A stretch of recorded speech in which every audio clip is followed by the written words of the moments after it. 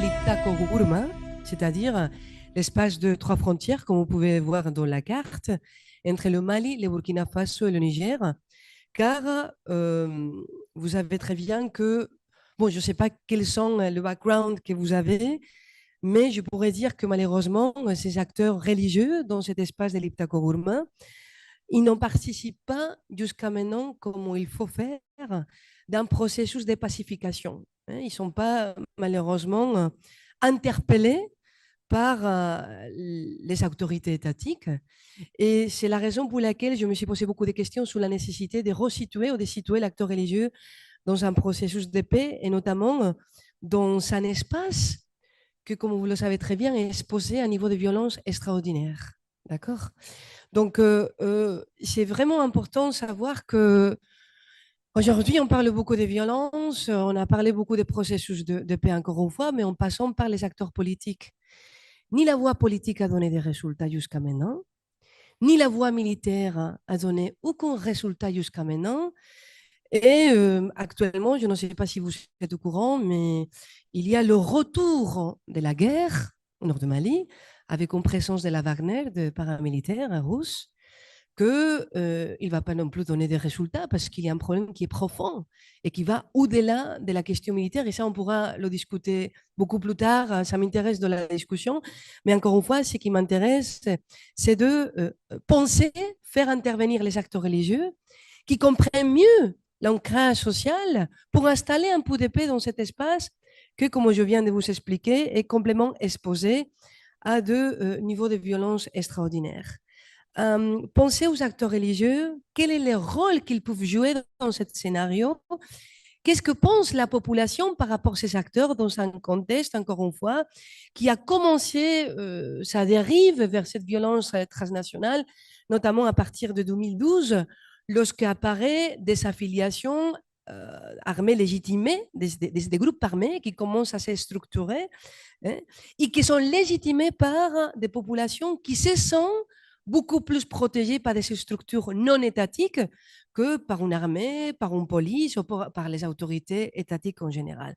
Donc, ce problème-là de légitimité, qui a la légitimité par rapport à cette population, se trouve dans le nord de Mali, dans la région d'Azawad que vous devez connaître, dans le centre de Mali, Massina, mais aussi dans l'ouest de Niger, la région de Tilaberi, et aussi dans le nord de Burkina Faso. Donc, il y a un problème sérieux de légitimité des acteurs étatiques qui jouent en faveur des acteurs non étatiques. Avant de continuer sur l'importance de la médiation et les acteurs religieux dans cet espace de violence, j'aimerais bien justifier pourquoi, encore une fois, de cette réflexion sur l'acteur religieux et la médiation. Hein, et d'où on vient. Bien. Tout mon parcours jusqu'à maintenant a été dédié à répondre au basculement de la violence, aux espaces sahelo-sahéliens. Je me suis posé beaucoup de questions sur les racines, sur les causes de la violence, sur le comment de la violence, qui est complexe, car il dépasse dans cette région l'identité purement religieuse, ou bien l'identité ethno-nationaliste, ou bien l'identité sécessionniste. On se trouve devant des acteurs qui pensent à la violence en utilisant les référentiels religieux par protection de la communauté ethnique, par révolution sociale, par survie, par cupidité. Ça, c'est important à considérer dans la réflexion. Donc, des communautés tribales marquées par une forte violence dans ces trois frontières, le Sahel central, l'Iptako-Gourma, que représentent toute une source d'instabilité, pas seulement pour cette région, déjà pour la sous-région aussi. Et ces trois frontières de l'Iptako-Gourma, Mali, Niger et Burkina Faso, ils sont marqués par une première dynamique contemporaine que vous devez être au courant, c'est la présence des groupes armés qui sont assis sur un espace mobile, un espace qui représente un enjeu en tant que tel, par ses richesses naturelles, par ses richesses aussi non naturelles, un espace qui représente le foyer religieux des trois affiliations, les religions négro-africaines, l'islam et le christianisme. Lorsqu'on parle de l'Iptako-Gourma, la religion prédominante, comme vous le savez bien, c'est la religion musulmane, qui s'est introduite il y a maintenant plus d'un millénaire. Donc, transmis à travers le commerce transsahélien et particulièrement avec les conquêtes almohades et almoravides, l'islam s'est répandu en Afrique de l'Ouest à travers le soufisme. Cela explique l'importance que cette forme d'islam revêt au sein des sociétés mauritaniennes, sénégambiennes, guinéennes, maliennes, burkinabées, nigériennes.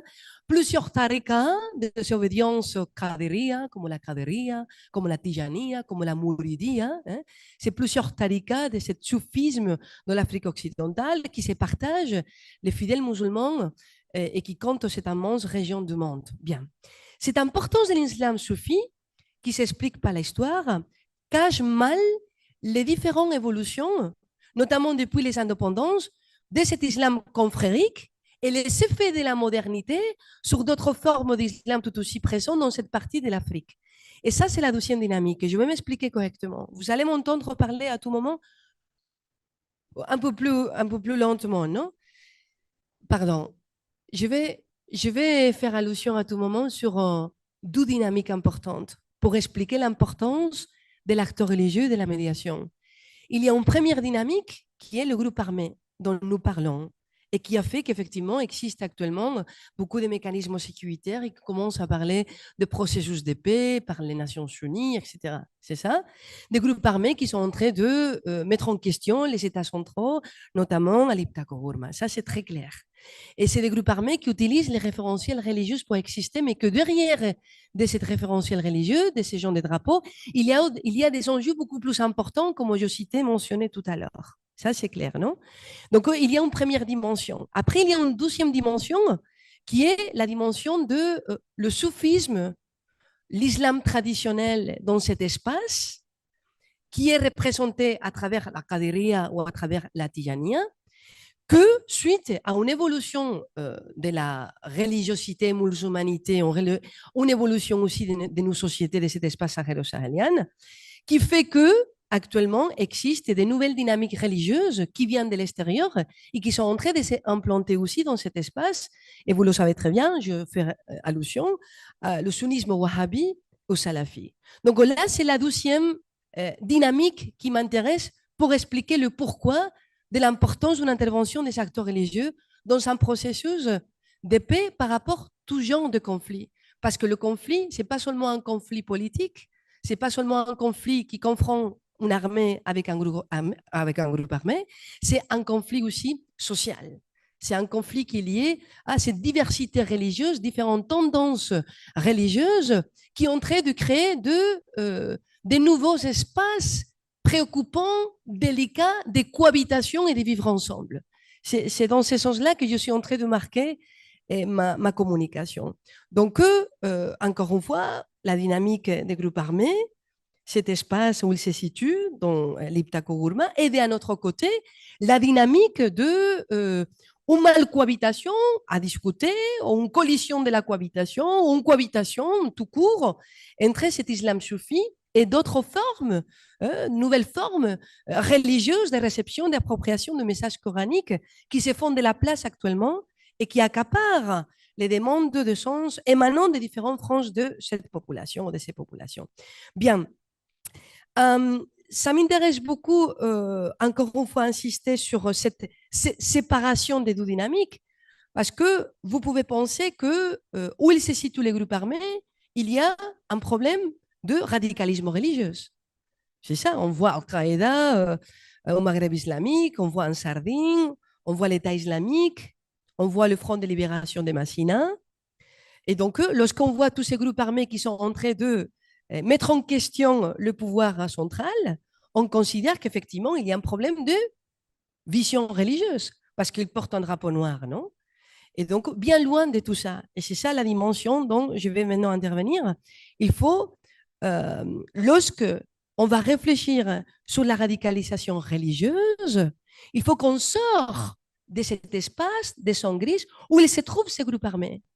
Parce que si on doit parler de la radicalisation religieuse, il faut aller au-delà de ces espaces, encore une fois, où se trouvent les groupes armés, et on peut se situer dans une capitale comme Bamako, comme Niamey ou Ouagadougou, où actuellement, il y a de nouvelles formes de tensions inédites qui relèvent des crises nouvelles, on peut dire, qui sont liées à la laïcité, la crise de la laïcité comme réalité postcoloniale, aussi une crise de la cohésion sociale ou la crise d'une qualité qu'on posait de vivre ensemble, mais qui n'est plus une qualité actuellement et que devient une préoccupation majeure, précisément pour ce que je viens d'expliquer. Une mal cohabitation de différentes formes de pratiques religieuses de cet islam sunni qui ont trait de relever de nouvelles réalités, encore une fois, préoccupantes et que je vais essayer de expliquer et partager dans la discussion avec vous. Donc, que soit clair, lorsque nous parlons de la préoccupation de ce radicalisme religieux, il faut qu'on sorte de l'espace de la violence armée où se trouvent tous ces groupes, malgré il y a visuellement ce symbole, ce drapeau de la salafia jihadia qui nous fait croire qu'il y a un problème de religion dedans. Bien. Donc, par contre, il y a un retour de religieux dans l'espace par rapport à cette dimension de l'école Rambali, qui a arrivé évidemment dans certains scénarios comme au Niger. Je suis arrivée à certains quartiers où le rambalisme il se trouve au même niveau que l'islam traditionnel, c'est-à-dire que le soufisme. Hein. Et donc, comment il réussira à se propager, l'école Rambali, à différentes couches de la société? L'explication se trouve dans une forte action de ce courant qui investit au secteur délaissé par l'État, notamment la gratuité des secteurs sociaux de base, ainsi que la santé, l'éducation, bon, le service de solidarité en général. Non. Donc, c'est intéressant de voir une conversion de nos citoyens d'un pays comme le Niger, ou comme le Mali, ou comme le Burkina Faso, de cet islam soufi traditionnel vers un islam hanbali. Mais ce qui est intéressant de voir que cette conversion s'explique par un besoin, par une sorte d'être à l'abri économique plutôt que le résultat d'une vocation religieuse. Et ça, c'est très délicat comme réflexion, mais on pourra le discuter et ça ne tombe pas du ciel et je vais dire pourquoi. Donc, dans ces contextes-là, nous nécessitons passer absolument par la réflexion de pourquoi une médiation religieuse, sérieuse, surtout aujourd'hui que nous assistons, comme je vous ai déjà dit, à l'échec d'une médiation politique, l'échec d'une solution militaire, à plusieurs manifestations de violence et de conflits dans la région du Sahel et notamment à l'Iptako-Gourma. Pourquoi il faut parler de cette médiation religieuse et comment il faut faire de la médiation des religieuses et pourquoi les acteurs religieux n'ont pas pu intervenir comme il faut. Qu'est-ce qui se passe? Donc, ce que je fais avec mon groupe de recherche à Saint-Louis, l'ASPAT de l'Université Gaston Berger, nous avons emmené une enquête de perception de la population avec plus de 1200 personnes qui ont été enquêtées. On a fait une première enquête au Mali, on a fait une deuxième enquête au Niger, et maintenant en janvier, on va partir au Burkina Faso, on va continuer ainsi de suite, pour juste s'approcher à la citoyenneté, à la population et voir leur perception de ce que j'appelle la sécurité religieuse.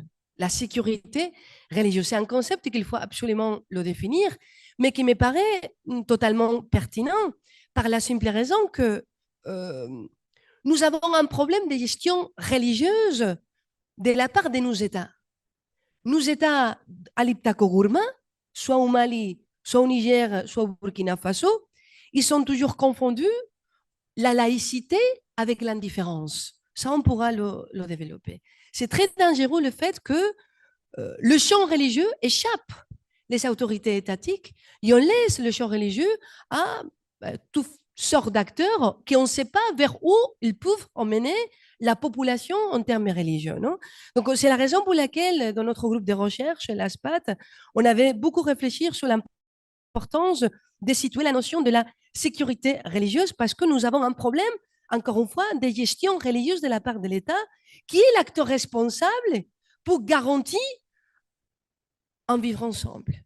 Pour garantir un vivre ensemble qui actuellement est mis en question à cause de ce que je viens d'évoquer. Donc, de là aussi l'importance d'approcher la population, voir à leur perception, parce que si nous devons penser à la paix et à la médiation, finalement, soit la paix, soit la médiation, soit la question sécuritaire, tout ça, c'est des politiques publiques. Et c'est les États qui sont responsables. Mais c'est des politiques publiques qui sont destinées à la citoyenneté. Et ce qui se passe, que la plupart des fois, que la citoyenneté, elle n'est jamais interrogée, elle n'est jamais interpellée sur leur vision de ces diversités religieuses, de la laïcité, des groupes armés, de qu'est-ce que vous pensez par rapport à ces groupes armés et le fait qu'ils peuvent supplanter un État.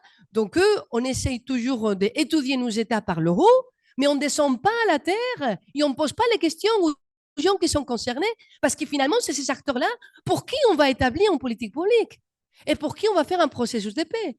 Oh non. Là, c'est vraiment intéressant pour moi, ces enquêtes qui commencent à apparaître maintenant dans les scénarios sahélo-sahéliens, des enquêtes qui sont faites, qui sont en train de se faire par le chercheur pour demander à la population qu'est-ce que vous en pensez de telle action qui est destinée à vous. Et surtout, ces acteurs-là contre qui, malheureusement, on produit de la violence, soit par les groupes armés, soit par les acteurs non étatiques, soit par l'absence de politique publique de la part de l'État qui doit protéger ou simplement gérer l'espace religieux. De là que je situe la citoyenneté dans le centre de l'agenda et qu'elle doit être directement sollicitée par cette action publique et aussi lui faire responsable de cette gouvernance sécuritaire et de cette potentielle médiation de paix. Bien. 1200 personnes au Niger, entre le Niger et le Mali, et nous avons demandé à notre citoyenneté sur l'avenir de l'islam dans un pays comme le Niger, le Mali, laïque. Qu'est-ce qui va se passer avec cette société laïque? S'il y a une corrélation entre la présence de la violence armée et l'objectif de pousser l'islam vers des positions ultra-conservatrices. Nous avons posé des questions sur les différentes tendances religieuses dans les paysages nigériens. Représentent-elles un problème pour un avenir de coexistence pacifique ou sont-elles perçues comme l'embryon de nouvelles tensions, de nouveaux conflits dans le futur? C'est des questions, encore une fois, qui ont été posées suite à la triple réalité que je viens de mentionner. À cause d'une émergence de nouveaux courants religieux liés à l'islam et leur présence dans les sphères publiques, l'existence, émergence, émancipation des organisations armées liées à l'émancipation aussi de certains groupes ethniques, utilisant l'islam comme bannière, que c'est important, ou encore le débat sur les sociétés laïques sahéliennes comme héritage de cette colonisation. Donc, c'est des questions qui vont autour de ces axes-là qui nous permettra de voir, encore une fois, qu'est-ce que vous en pensez. Et là, c'est très intéressant parce que finalement, ça se confirme tout à travers les enquêtes. Parce qu'il y a toute une population que par rapport à la présence des acteurs non étatiques, signifie groupe armé, qu'ils vont se dire, on se sent beaucoup plus menacé par nos États à travers les forces de la sécurité et de la défense, et on se sent beaucoup plus protégé par ces acteurs de Al-Qaïda, mais rien à voir avec la question idéologique. Ce n'est pas une question idéologique, c'est une question de protection sociale. C'est une question de protection sociale physique, mais aussi sociale. Et ça, il faut vraiment reviser et revoir qu'est-ce qui se passe. Non? Et là, il y a une responsabilité aussi de l'État. Et donc, la grande partie de la population nous dit que l'action des groupes armés en général, c'est beaucoup plus positif. Parce que la perception sur le terrain, c'est complètement différente à la perception que vous pouvez avoir depuis le Maroc, depuis la France, depuis l'Occident, dès là que toutes les politiques sécuritaires internationales ne marchent pas. Parce qu'on ne veut pas entendre ce qui se passe au terrain. Et quelle est la perception des gens par rapport à la menace et par rapport à la question de la sécurité, dans ces cas-là, la sécurité religieuse. Lorsque on va poser la question à cette population sur par exemple, aussi la diversité religieuse, c'est intéressant parce qu'on voit que plus d'un 40% de la population se dit soufi. Ils pratiquent un islam traditionnel.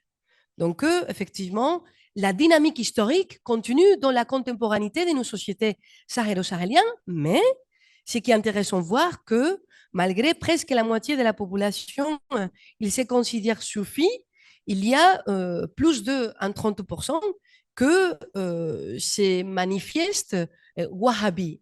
Mais il faut faire attention parce que de l'extérieur, on croit que le wahhabisme, c'est une source d'instabilité, de menace pour nos populations sahélo-sahéliennes. Et donc, il faut savoir que dans des familles africaines, il y a le wahhabisme qui se pratique à côté du soufisme traditionnel, mais il y a juste une transformation de la société en termes de comportement, d'expression sociale, de cohabitation entre femmes et hommes, ou manière de s'habiller qui va changer aussi.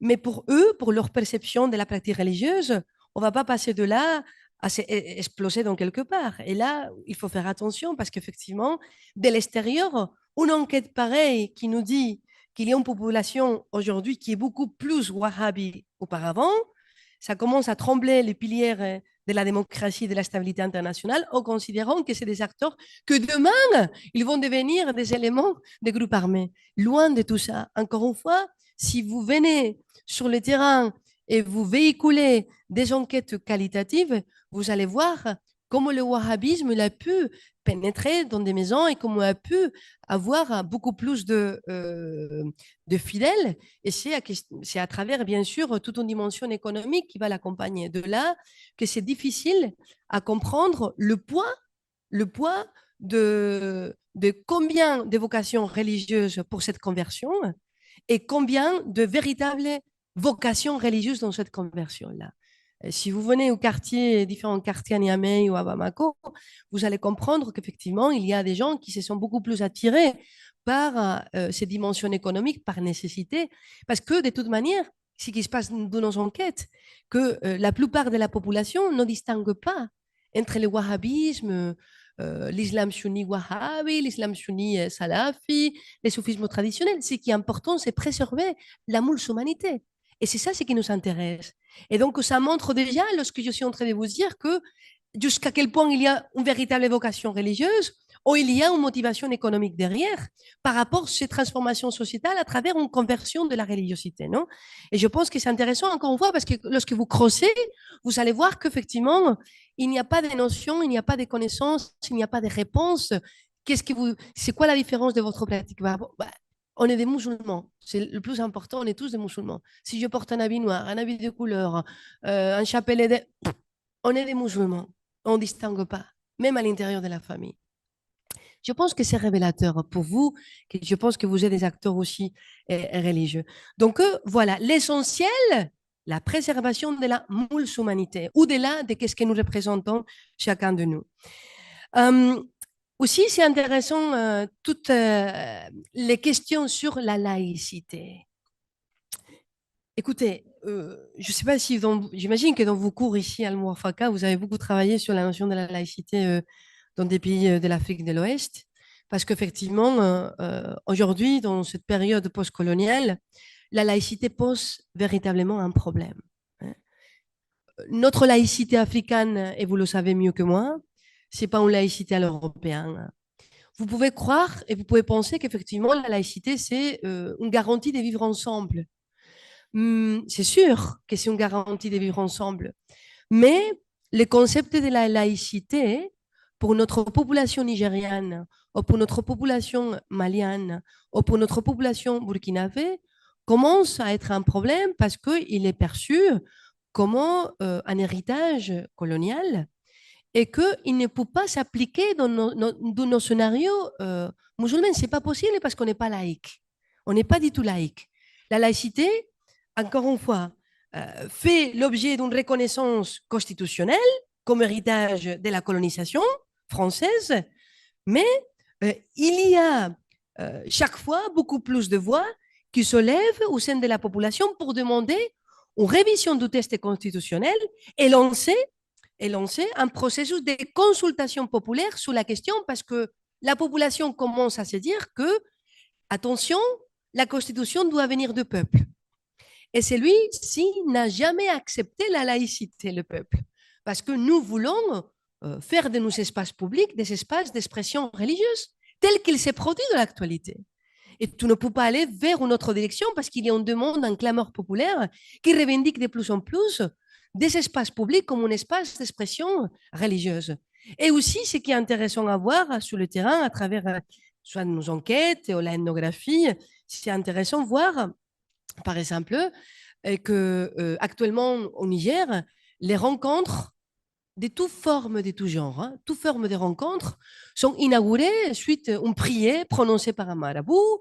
On observe la construction récente des lieux de prière ou des mosquées dans presque toutes les administrations publiques, y compris dans les écoles et les universités. des écoles coraniques traditionnelles et des lieux de prière avec hors parlot, y compris dans les espaces publics aussi. Et donc, situation aussi très récente et spécifique à certaines villes de la sous-région, comme on nous explique les acteurs religieux. Bon, il nous dit que les rapports sociaux sont en train aussi d'échanger sur le plan culturel, séparation d'hommes, de femmes lors des cérémonies, signifie qu'il y a de nouvelles règles sur la manière de pratiquer la religion, de s'exprimer religieusement, aussi la présence des femmes dans les espaces publics, dans les espaces privés.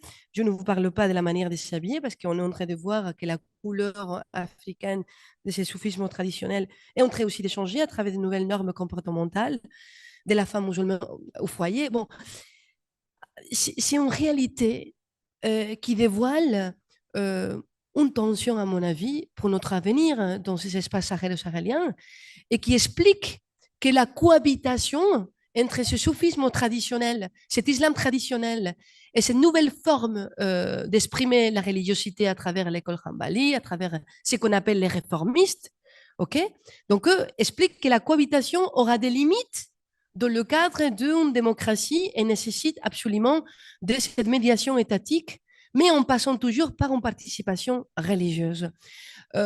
Les acteurs agents de légitimité religieuse ont devenu de plus en plus nécessaires afin d'éviter de l'influence dans ces domaines de tout acteur qu'on est en train de voir instrumentalise la question religieuse par des raisons géopolitiques, notamment actuellement. Et ça, c'est préoccupant, non? Et donc, je pense qu'on assistera, on est en train d'assister déjà à cette tension, encore une fois, entre les différentes communautés et aussi entre l'administration centrale et la population. De là, la nécessité aujourd'hui plus que jamais de ouvrir un débat franc, honnête, s'asseoir, appelant les acteurs religieux, parce que c'est eux qui connaissent la population et c'est eux qui se trouvent, encore une fois, dans l'ancrage social. Il n'y a pas mieux acteur à parler sur le dialogue que l'acteur religieux. Comment on peut prétendre parler de l'avenir de la laïcité ou de notre constitution ou de la situation conflictuelle qu'on vit aujourd'hui en comptant que sur les acteurs internationaux, ou des acteurs militaires, ou des acteurs politiques, et on ne compte pas sur ces acteurs qui ont de la légitimité, qui ont de la connaissance, qui ont de la crédibilité. Vous avez, dans nos enquêtes, la plupart des gens, 80% des gens se disent que nous revendiquons les acteurs religieux comme acteurs de résolution des conflits, soit au Mali, soit au Niger. La plupart de la population sollicite l'acteur religieux à intervenir pour résoudre un conflit. Un conflit de nature, je vous en parlais tout à l'heure, de violences armées, qui s'explique par plusieurs raisons complexes, et aussi le conflit de tensions sociales dont je vous en mentionnais aussi. Donc, ils se disent que nous voulons en présence d'un acteur religieux. Et quel acteur religieux maintenant, c'est la question. Et là, on a posé aussi des questions. C'est un imam, c'est un leader confrérique, c'est un président d'une association islamique. Ce qui est intéressant que dans le cas du Niger, l'acteur plus important qui doit intervenir pour résoudre un conflit, c'est un imam. C'est lui qui porte toute la crédibilité. En deuxième lieu, c'est le président d'une association islamique. Et en troisième lieu, c'est un leader confrérique. C'est différent dans le cas des Mali, où l'imam, c'est toujours la personne plus importante qui doit intervenir pour résoudre un conflit comme en première position. Et en deuxième position, c'est le leader confrérique. Et c'est normal parce que le Mali, c'est un pays avec une influence confrérique très importante, notamment de la part de la Tijaniya. Et donc, voilà l'importance de penser à compter sur ces acteurs religieux, les impliquer dans un processus de dialogue et les impliquer dans un processus de paix pour prévenir ce que déjà les enquêtes sont en train de nous dire. Attention, qu'est-ce qui va se passer demain dans ces espaces si vous, les États, n'interviennent pas déjà et vous continuez dans l'indifférence parce que nous sommes un pays laïque, même si sur la pratique, sur le réel, on n'est pas un pays laïque. Et d'un autre côté, il faut absolument que ces États pensent à une institutionnalisation de la religiosité. Et même, vous pouvez penser qu'effectivement, au Mali, il y a le Conseil islamique et il y a l'homologue aussi de l'État de Niger, mais ce n'est pas suffisant. Parce que déjà, ces acteurs, je ne sais pas si je le pourrais dire en français, il y a il y a Mohamed Diko de la couronne wahhabite qui a de l'influence. Ici, à Al-Muwafaqa, on a déjà beaucoup discuté sur cet acteur-là et qui a beaucoup d'influence. Effectivement, c'est lui qui représente le visage public de la couronne wahhabite. Mais il faut penser aux nouvelles générations qui est derrière.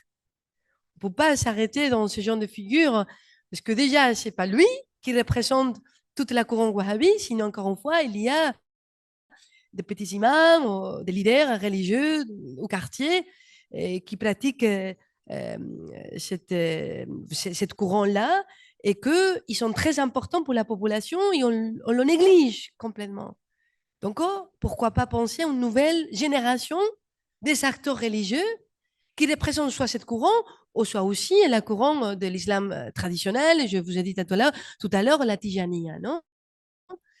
Qui n'a pas que Haïdara, parce qu'on parle beaucoup de Haïdara dans le cas de Mali, mais encore une fois, il y a derrière Haïdara aussi des acteurs religieux, une nouvelle génération qui représente l'islam traditionnel et qui peuvent jouer un rôle très important vers cette dimension de cohabiter ensemble, plus que cohabiter, vivre ensemble parce qu'aujourd'hui, il est beaucoup plus interpellé. Et ça, personnellement, en tant que scolaire, me préoccupe parce que déjà, moi, j'ai assisté à cette évolution. J'ai commencé dans les années 2000 au Sahel. Et lorsque je reviens au Sahel, et notamment à l'Iptako Gourma, on trouve socialement, il y a, je parlais tout à l'heure des rapports sociaux, je parlais tout à l'heure des mosquées, je parlais tout à l'heure des instituts, je parlais des écoles, des universités, tout est en train de changer.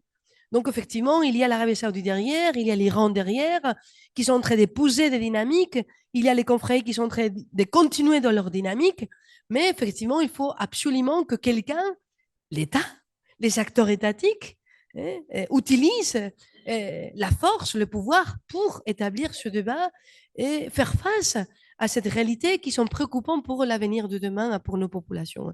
Je ne parle pas de groupes armés, vous savez très bien, ça on l'avait discuté ici à Mwafaka aussi lors de ma conférence sur les groupes armés du Sahel et sa configuration et les basculements de notre jeunesse vers la violence. Je vais continuer à vous dire que loin de l'extrémisme religieux et la radicalisation, le dynamisme des radicalisations religieuses, c'est toujours, comme je vous ai mentionné tout à l'heure, des fois c'est de la cupidité, des fois c'est de la reconnaissance sociale, des fois c'est de sortir de la minorité et rester dans une majorité, de la protection, de la peur vis-à-vis des autorités étatiques. Et donc, est-ce que on ne peut pas penser aux acteurs religieux aussi pour intervenir sur ça, plutôt qu'ouvrir une table de dialogue, comme on a fait au Mali pendant plus de 10 ans, en comptant sur seulement les acteurs politiques et les acteurs internationaux. Et le religieux, ils étaient complètement marginalisés. Il y a eu quelques épisodes que je pourrais parler tout à l'heure d'intervention d'un acteur religieux dans une situation conjoncturelle pour libérer des soldats maliens lors de la crise 2012, qui était la crise fondamentale qui a représenté la source de l'instabilité dans tout l'espace sahélo-sahélien. Là, il y a une implication, mais était mineure, isolée, et très isolée. Et donc, effectivement, aujourd'hui plus que jamais, s'impose la médiation religieuse, s'impose une intervention des acteurs religieux, s'impose un processus aussi avec les États qu'il ne faut pas qu'il soit complexé par rapport à la laïcité, en considérant c'est quoi notre laïcité dans nos espaces de l'Afrique de l'Ouest et notamment dans les frontières de l'Iptako-Gourma. Donc, la mise en place d'un leadership religieux uni sous couvert de l'État devient la nécessité pour l'exercice d'une diplomatie religieuse effective et le contrôle de cet espace religieux public. Merci beaucoup. Voilà.